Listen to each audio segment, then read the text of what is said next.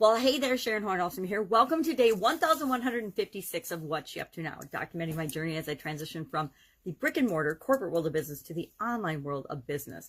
And it has been quite an interesting ride. So I hop on and I share every day what I'm working on, what's working, what's not, what I'm thinking about, what's crazy, what's mind-blowing, what's, disappointing.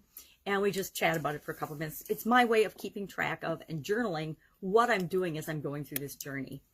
I got some vision challenges, so it's easier for me to actually hop on and create a video than it is to write out and journal what I'm doing. And it allows me the opportunity to go back and say, okay, well, I did that. I tried that webinar. It was a total bust.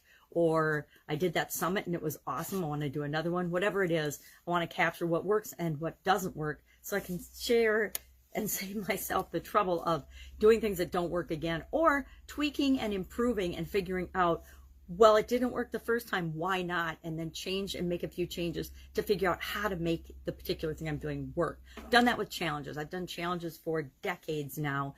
And I started out in my offline life doing challenges just for myself. And I tweaked and changed and figured out what worked for me. And then a couple of years ago, probably 4 years ago or so, I started doing them online. And even before then, when I was still in the Italian food manufacturing business, I was doing challenges on the side on a blog. So I'm sure those are out there somewhere, but I'm not going to disclose where they are unless somebody specifically asks, because I'd probably be embarrassed by them at this stage of the game, but they're out there for anybody to see.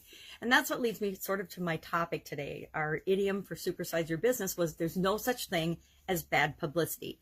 P.T. Barnum, of course, made this famous, the 19th century American.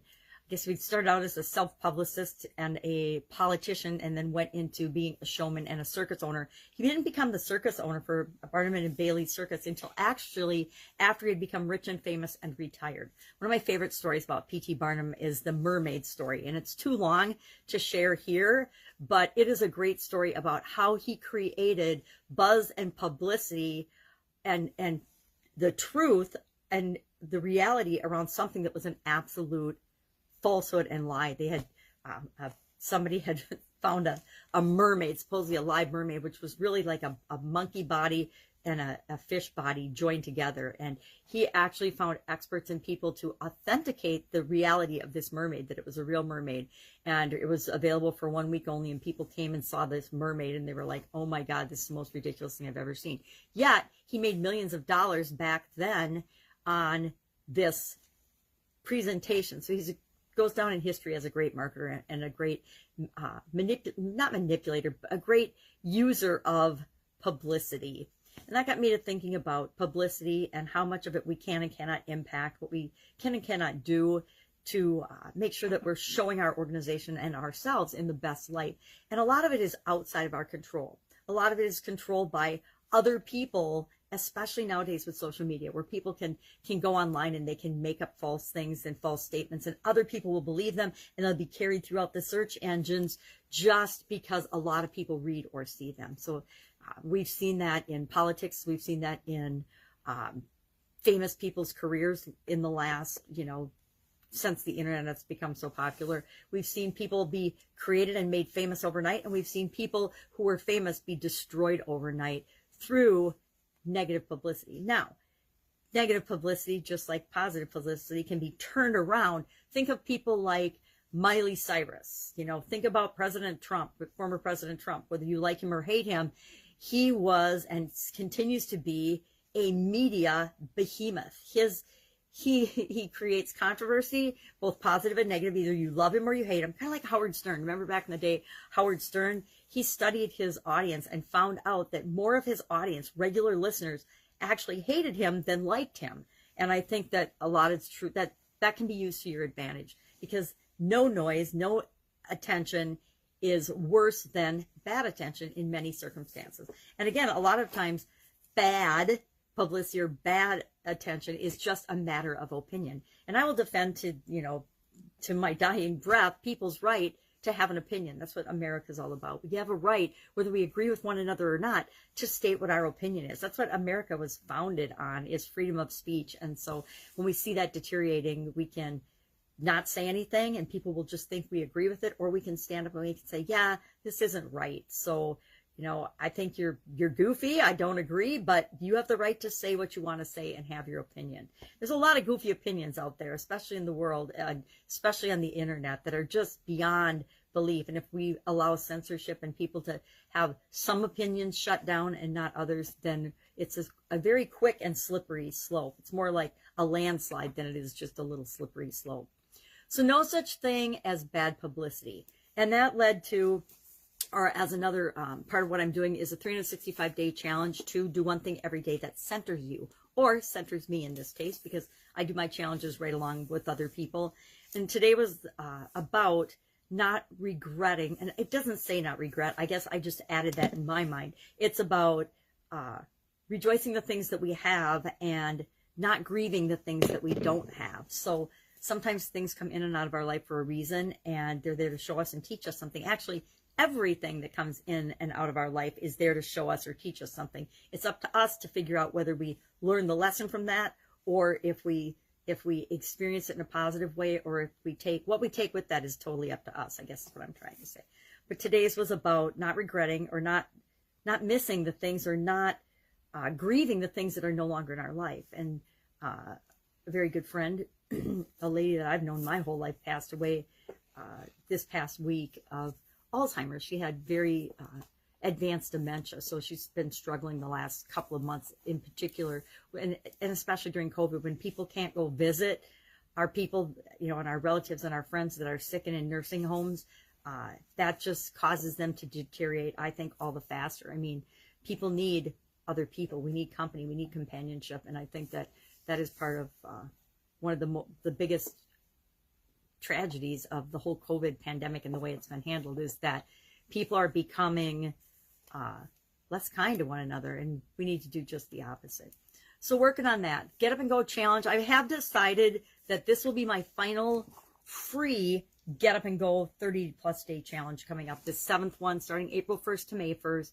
I'm going to do one more, and then we'll see what happens with that. I'm not going to stop doing challenges, obviously. Somebody asked me yesterday, she's like, what do you mean this is your final challenge? And it's not my final challenge. It's just the final challenge of the Get Up and Go series. I created that during COVID as a way to actually get my own rear in gear and get moving and keeping moving forward during all the craziness of the pandemic last year, and making sure that I was making positive changes with each iteration of the challenge. And this year, I did it in February because I really missed it in January. And I was like, geez, it's such an outage. It keeps me literally moving and growing in the direction I want to grow. So I missed it. So I did it in February, and I promised I would do it again in April. And since I promised that, I'm doing it one more time free. And then I'm saying it's going to change. How I do and what I do with challenges and with that particular challenge is going to change. It doesn't mean it's going to go away, but it's going to change and morph into something different, because it's time. We've had a whole year of, I guess, licking our wounds as the world has changed. And it's time now to stop that if we're still in that loop and telling the same story about, ain't it awful because I lost my job? Isn't it awful because my business was shut down? And if we're still living in that instead of finding solutions, if we're not focusing on the solutions, we're in big trouble a year later. And so I don't want to be, and I'm hoping that the Get Up and Go challenge has been an impetus to change and move forward in a positive way. But I want to do that one more time, and then we'll go to the next thing. So I think we're ready for a level up, a step up to, okay, we've been through this for a year. We've done this. We got this. What's next? What's the next thing we need to do besides just getting good at decision making, having a framework for handling changes and challenges, and knowing that we're always going to be better off because we have this framework built into our subconscious. And it just automatically, every time we're faced with a challenge or a change or a problem, we automatically go through the SOAP framework, and we look at the story, what it is going on, what do we want, and then the gap in between. And the SOAP framework is all about filling that gap in between in the best way possible for us in order to continue to make progress and growth in the direction that we want to go. And once we've got that down and we're doing that automatically, what is the next thing we need to do to really get momentum and continue to progress in the direction we want to go? Whether it's in our physical health, our mental health, our emotional health, and there's a lot of emotional, spiritual deficiencies and negative emotional things going on with people. as a result of this pandemic. And is it the pandemic's fault? No, but has it exacerbated a lot of problems that were already there? Communication problems, relationship problems, business problems. You know, there's businesses, hundreds of thousands of businesses that have failed during the pandemic, but there's also hundreds of thousands of businesses that have been created out of the pandemic. There are industries that were non-existent that are now billion-dollar industries due to the pandemic. Whenever one thing, you know, we live in a polar universe. There's balances, there's plus and minuses to everything. So when one thing happens negatively, something else counteracts and balances it positively. Maybe not in our own life, unless we're making sure that that happens for us, but out in the world as a global accounting, I guess. So that's what I am working on. If I can help you anyway, I'm actually getting ready for this next 30-day challenge. I want to make a couple of tweaks in it. I want to do a couple more formal things in it. And then I'm probably going to offer that, if I'm thinking out loud, I'm probably going to offer that whole seven 30-plus day challenges. But in between the challenges, a couple of the times, I did daily life lessons learned, or what No Nonsense November we did. And it was just common sense things that, you know, common sense isn't so common anymore, that we did every day. We did something, a big life lesson learned, or a No Nonsense November.